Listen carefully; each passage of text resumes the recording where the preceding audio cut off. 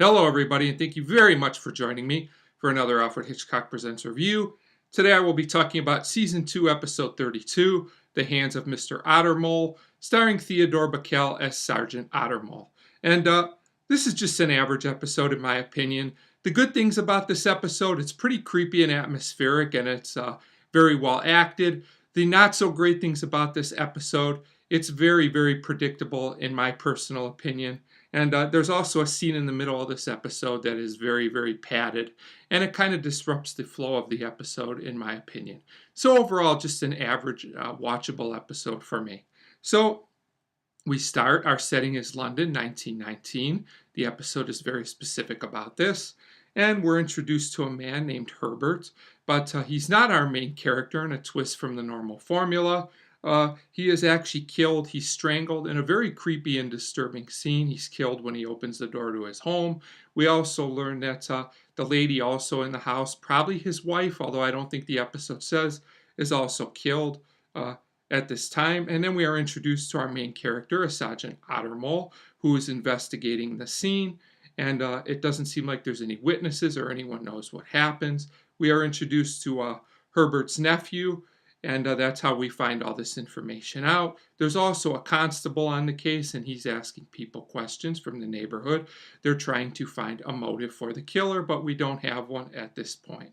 So we are then introduced to a reporter who wants information on the story, and he keeps bothering the sergeant about this throughout the episode. This guy's pretty persistent, but nobody really has any information on the case yet.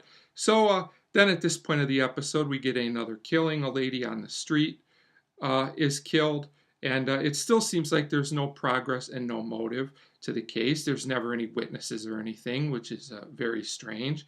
So then we have this long scene in the police station, I think it is, where the reporter chats with the police. We learn that the killer has the whole neighborhood on alert, basically.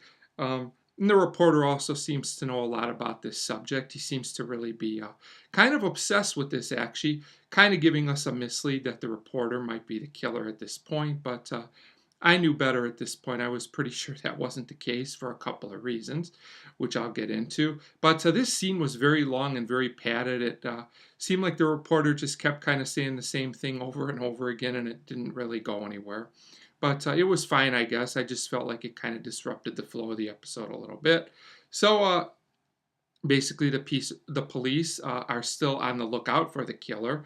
And it turns out the constable finds that an officer gets killed. There's an officer down, but the killer got away again. So at this point, this case has really gotten bizarre. So the reporter is in a place getting some food, and due to some kind of ham sandwich, he gets this idea. So it's kind of silly, but you kind of just got to go with it. So he basically goes up to the sergeant and accuses him of being the killer, and the sergeant basically admits to it at this point, which I kind of knew all along.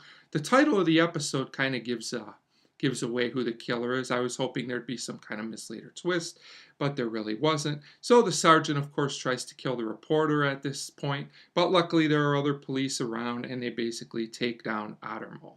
So that's basically our episode. Like I said, it was pretty predictable based on the title of the episode and based on what happened in the episode. Ottermole was really the only one the killer could have been, in my opinion. It was the only thing that really made sense.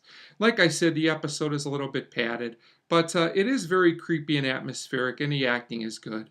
So overall, for me, this is kind of a hit and miss episode, but it's watchable. So I'm going to give The Hands of Mr.